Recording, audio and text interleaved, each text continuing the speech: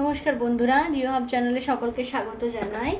আমাদের যে টোটাল সিরিজটা চলছে অধিবাসী বা উপজাতিদের নিয়ে যে আলোচনা করছি, গোটা বিশ্বে যে সমস্ত উপজাতি রয়েছে তাদের বিভিন্ন পুরনো পাঠগুলো তোমরা দেখে নিতে পারো আমার এই চ্যানেলে গিয়ে। আজকে একটা নতুন আলোচনা করব, সেটা হলো জারোয়া বা ওঙ্গি ও সেন্টিনলিস জাতি বা উপজাতি। তাদেরকে আলোচনা করব, তাদের জীবনযাত্রা কি, তারা কোথায় বসবাস করে। তো পুরোটা ভিডিওটা তোমরা দেখো, অনেক কিন্তু গুরুত্বপূর্ণ তথ্য জানতে পারবে। দেখো, প্রথমেই বলি এই যে জারোয়া উপজাতি, তাদের অবস্থান কোথায়?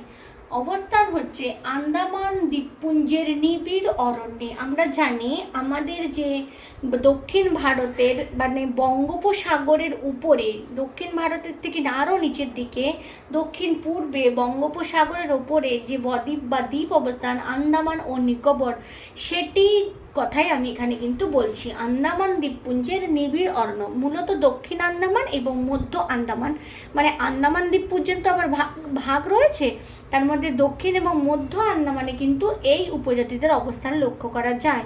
জারোয়ারা কিন্তু এখানে প্রধান উপজাতি। ঠিক আছে, এই জারোয়া কথার অর্থ দেখো বন্ধুরা, জারোয়া কথার অর্থ হলো আগন্তুক বা স্ট্রেঞ্জার যাকে বলা হয়, মানে আগন্তুক মানে স্ট্রেঞ্জার মানে ভয়ের বিষয়, এটা বলা যেতে পারে। জারোয়ারা নিজেদেরকে কিন্তু বলে পরিচয় দেয়, বলে পরিচয় দেয়। কিন্তু আগে জারোয়া সম্বন্ধে এত কিছু আমরা জানতাম না, তবে ইংরেজদের সহায়তায় জারোয়াদের সম্বন্ধে অনেক আমরা তথ্য পেয়েছি। জারোয়ারা কীভাবে জীবনযাপন করে সেসব তথ্য অনেকটাই পেয়েছি। এবার আসি তাদের শিকারের কথা। শিকার কিভাবে করে, জীবিকা কিভাবে অর্জন করে? তারা মূলত তাদের যে জীবিকা সেটা কিন্তু বনের ওই নিবিড় অরণ্য বা বনের ফলমূল সংগ্রহ, জীবজন্তু এবং মৎস্য শিকার। এই মৎস্য শিকারের মধ্যে বলে থাকি, জারোয়াদের যারা মেয়ে থাকে তারা কচ্ছপের ডিম, তারা উপকূলের ধারে আসে, সেখানে কচ্ছপের ডিম, শামুক, ঝিনুক, বিভিন্ন ধরনের ছোট ছোট মাছ ইত্যাদি কিন্তু সংগ্রহ করে বাড়ির জন্য খাবার বানায়। আর ওরা কি করে, একটা বড় জায়গার মধ্যে সমস্ত খাবারকে রেখে এরকম তলায় জাল দিয়ে গরম করে, বয়েল করে, তারপর সেটাকে কিন্তু একসাথে খাবারটাকে সহলে খাদ্য হিসাবে গ্রহণ করে থাকে। এদের একটু অন্য স্টাইল রান্নার। এদের যদি দেহের বর্ণনা করা যায়, উচ্চতাগুলো মাঝারি রঙের হয়ে থাকে। মাঝারি রকমের বলতে মোটামুটি 4 থেকে 5.5 এইরকম ফুট উচ্চতা কিন্তু থেকে থাকে। ঠোঁট পুরু হয়, গায়ের রং কিন্তু গাঢ় কালো, আর চুল কিন্তু কোঁকড়ানো।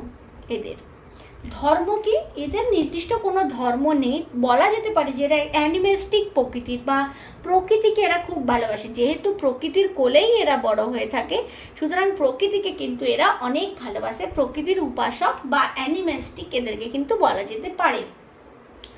জারোয়া উপজাতিদের মধ্যে যারা সেন্টিনলিস আছে না, তারা কিন্তু সভ্য সমাজের সংস্পর্শে আসতে চায় না, তাদেরকে আনা খুবই মুশকিল, মানে তারা একটা বন্য আদিম জীবনযাপন করে থাকে। এদের যে সেন্টিনলিসদের জনসংখ্যা মোটামুটি, বা জারোয়াদের যে জনসংখ্যা সেটা খুব বেশি নয়, কেউ কেউ বলে থাকে 300, কেউ কেউ আবার 400, মানে 300 থেকে 400 জন মোটামুটি। তো আগে জনসংখ্যাটা হয়তো ধীরে ধীরে কিন্তু এই জনসংখ্যাটা ক্রমশ কমে আসছে। এর পিছনে অনেক কিন্তু কারণ রয়েছে। কারণ আন্দামান দ্বীপপুঞ্জে এখন যে পর্যটন শিল্প গড়ে উঠেছে, তাদের জন্য তাদেরকে মানুষরা অনেক বিব্রত করে থাকে, সেটা তাদের জীবনে একটা গুরুত্বপূর্ণ সমস্যা হয়ে দাঁড়িয়েছে। কারণ তাদেরকে কিছু খাওয়ানোর লোভ দেখিয়ে ফটো তুলতে চায়, বা যৌন নির্যাতন করে থাকে নারীদেরকে, মানে তাদের বসতি ধ্বংস করে দেয় অনেক সময়। পর্যটন শিল্প গড়ে তুলতে গেলে তো কিছু একটা পরিকাঠামো দরকার, কিন্তু তারা যেহেতু সভ্য সমাজে আসতে চায় না, তাই সভ্য সমাজের মানুষের সাথে তাদের একটা কিন্তু বিবাদ বাঁধে। তাতে কি ক্ষতি তাদেরই হয়ে থাকে, কারণ সভ্য সমাজের মানুষের হাতে টেকনোলজি অনেক, কিন্তু তাদের হাতে এই টেকনোলজি নেই। এবার আসি এদের যে প্রিয় খাবার। এদের প্রিয় খাবার কিন্তু দেখো, সেদ্ধ করা বড় গিরগিটি।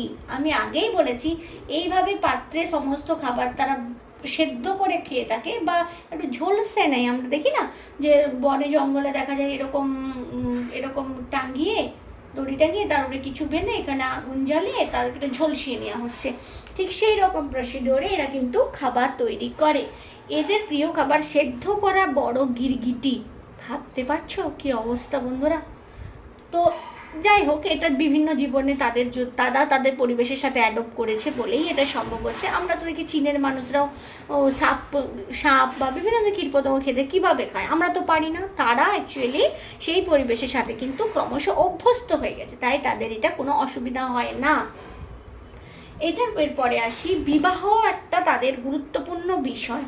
এরা যে বিবাহের জন্য এরা বেশি দিন কিন্তু ওয়েট করে না, মানে ছেলেদের 14 থেকে 18 বা মেয়েদের 13 থেকে 15 বছরের মধ্যে কিন্তু বিবাহটা সম্পন্ন হয়ে যায়, মানে কৈশোরে এদের বিবাহটা সম্পন্ন হয়। এবার এদের বিবাহের একটা নির্দিষ্ট রীতি আছে। কেমন রীতি? যে মেয়েরা যখন ঋতুমতী হয় বা ফার্স্ট পিরিয়ডিক সার্কেল তাদের যখন শুরু হয়, তখন কি হয়, মেয়েকে নিজেদের এলাকা থেকে একটু দূরে একটা ঘরের মধ্যে রেখে দেওয়া হয়। তখন এসে তার যে হবু স্বামী সে তাকে চুজ করতে পারে, যে কে তার হবু স্বামী তাকে পছন্দ করে চুজ করলো, তারপর তাদের মধ্যে বিবাহ বন্ধনে তারা আবদ্ধ হয়ে থাকে। এটা হচ্ছে তাদের নিজস্ব রীতিনীতি, ঠিক আছে? এটা কিন্তু ওরা যেভাবে কালচার বা ম্যারেজটাকে মেনে থাকে সেটার ব্যাপার। এবার পরিবারের কথা যদি বলি, এদের পরিবার কিন্তু গোষ্ঠীবদ্ধ হয়ে থাকে, তারা সন্তান সন্ততি পরিবারের সকলে একসাথে বসবাস করে। কিন্তু সন্তান যখন 8 থেকে 10 বছরের হয়ে যায়, তারা কিন্তু আলাদা থাকতে শুরু করে, মানে তাদের ঘরটা আলাদা হয়ে যায়, এরকম একটা বিষয় কিন্তু তাদের মধ্যে দেখা যায়। আর শেষ পয়েন্ট যেটা বলছি 9 নম্বরে, আদিম বন্য সভ্যতা, মানে আদিম বন্য এখানে একটা হবে, তারা আদিম বন্য জীবনযাপন করে, সভ্যতা থেকে অনেকটাই দূরে, মানে সভ্যতার সংস্পর্শে আসতে চায় না। এখানে পুরুষরা নারীরা জামা কাপড় পরিধান করতে পছন্দ করে না, মানে ভাবো জামা কাপড় পোশাক পরিচ্ছদ তাদের কাছে একটা বিরক্তির ব্যাপার। তার মানে তারা বন্য প্রজাতি, আগেকার দিনে প্রজাতি। তবে কিছু কিছু মহিলারা নিচের দিকের অংশের জন্য কিন্তু ছোটোখাটো মানে জিনিস ব্যবহার করে, ছোটোখাটো ডালপালা বা পশুর চামড়া দিয়ে কিছু বানানো, এরকম কিন্তু করে থাকে। আর এদের পুরুষদের গায়ের একটা বিশেষ বৈশিষ্ট্য আছে, পুরুষরা গায়ে কিন্তু কাদা মাখে, কাদা প্রথমেই গোটা গায়ে তারা কাদা মেখে নিল, সেই কাদার উপরে তারা কিন্তু রং বেরঙের নকশা করে থাকে, মানে সেটা ওদের একটা ট্র্যাডিশন বা সংস্কৃতি, বৈচিত্র্য বলা যেতে পারে। কাদা মেখে নিল, তারপর কাদার খাটি দিয়ে তারা কিন্তু সেটার উপরে ডিজাইন বানালো, রং বেরঙের অনেক সুন্দর সুন্দর ডিজাইন তারা কিন্তু বানিয়ে নিতে পারে। তো এই গেল জারোয়াদের মধ্যে কিন্তু একটা জিনিস, এই অঙ্গি যারা রয়েছে সেই অঙ্গিরা কিন্তু একদম বর্তমানে কিছুটা আধুনিক সভ্যতার ছোঁয়া তাদের মধ্যে অল্প অল্প করে আসতে থাকছে, মানে কিছুটা। কিন্তু এমনও আমি ছবি দেখেছি বা জানি যে জারোয়া উপজাতির কাছে যদি যাওয়া হয়, মানে যারা একদম সভ্য নয়, বন্য, তারা যদি যায় না, তারা তীর ধনুক দিয়ে মারতে থাকে। তাদের কাছে যদি কথা বলতে যাও, ফটো তুলতে যাও, দূর দিক থেকে তারা তীর ধনুক ছুঁড়ে অ্যাটাক করার চেষ্টা করে। তারা ভাবে যে তাদেরকে বোধহয় অ্যাটাক করা হচ্ছে, সেই প্রতিদানে তারাও কিন্তু ক্রমশ অ্যাটাক করতে থাকে। তাই ভালো কথা বলতে গেলেও সে কিন্তু অ্যাটাক করারই প্রবণতা রাখে, কারণ সভ্য সমাজের সাথে মিশতে চায় না, তারা চায় তাদেরই নিজস্ব সভ্যতা, নিজস্ব সংস্কৃতি সেখানে জুড়ে থাক। যদিও এটা সভ্যতা নয় তাদের জীবনে, কিন্তু তাদের কাছে ওটাই ওদের সংস্কৃতি, এইভাবেই তারা বেঁচে আছে দীর্ঘদিন ধরে। তো কিন্তু ভারত সরকার চাইছে ওটা যেহেতু একটা আদিম উপজাতি, তাই তাদের জনসংখ্যা যাতে কোনোভাবে না কমে, সেজন্য ভারত সরকার কিছু পদক্ষেপ গ্রহণ করেছে। যেমন পর্যটন শিল্প তাদের থেকে অনেকটাই দূরে করা হচ্ছে, কারণ তারা পর্যটক মানুষরা তাদেরকে যে বিরক্ত করছে সেটা তারা নিতে পারছে না।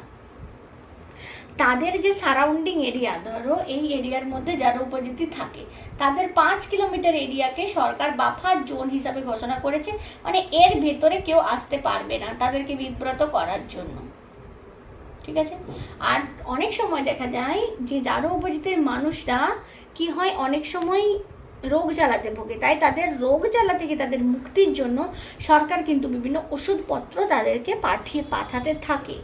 এছাড়া এদের সুরক্ষার জন্য অনেক প্রোটেকশন করার জন্য অনেক সেনাবাহিনীও কিন্তু লক্ষ্য করা যায়। কিন্তু সবশেষে একটা কথা বলে থাকি, যতই এদেরকে প্রোটেকশন করা যাক, যতই এরা চেষ্টা করুক, কিন্তু এরা নিজেরা যদি না চায় যে সভ্যতার সংস্পর্শে আসবো, তাহলে তাদের সভ্যতার ছোঁয়া লাগানো তাদের পক্ষে সত্যিই ভীষণ মুশকিল। মানে সরকার যতই চেষ্টা করুক, সভ্যতার আলো হয়তো তাদের কাছে পৌঁছাতে পারবে না, কারণ তারা এখনও বন্য প্রজাতি হিসাবেই পরিগণিত। এছাড়া একটা কথা আমি বলি, এই যে ফলমূল সংগ্রহ না, এই ফলমূল সংগ্রহ ছাড়াও তারা মোম, মধু, মানে গাছের লার্ভা, এগুলোও কিন্তু তারা সংগ্রহ করে থাকে। আর তারা কি করে, একটা গাছের ডাল, তার মধ্যে এরকম একটা আকশি না কিনে, এবার সেটাকে নিচ থেকে ছুঁড়ে দেয়, গাছের ডালে ঘরে আটকে দেয়। তারা এইভাবে কি পেঁপে, কলা, নারকেল এইগুলো কিন্তু পেড়ে কিন্তু খেতে পারে এই নিবিড় অরণ্য থেকে। তো বন্ধুরা, আন্দামান দ্বীপপুঞ্জের যে আদিম উপজাতি জারোয়া বা ওঙ্গি ও সেন্টিনলিস যে গ্রুপটা আছে সেটা নিয়ে আমি আলোচনা করলাম। ভিডিওটা একটু তুলনামূলক 2-3 মিনিটের লেন্দি হলো, তো অনেক তথ্য কিন্তু তোমরা জানতে পারলে। মেন পয়েন্টগুলো আমি রেড কালি দিয়ে দেখানোর চেষ্টা করেছি।